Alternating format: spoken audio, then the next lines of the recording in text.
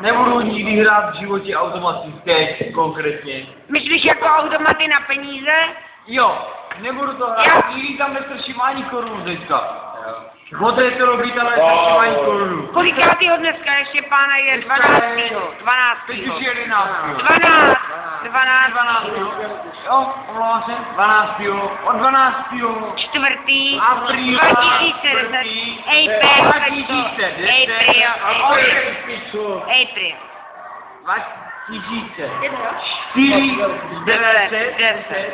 10. Nestržím tam ani korunu. Od teďka, takže 12.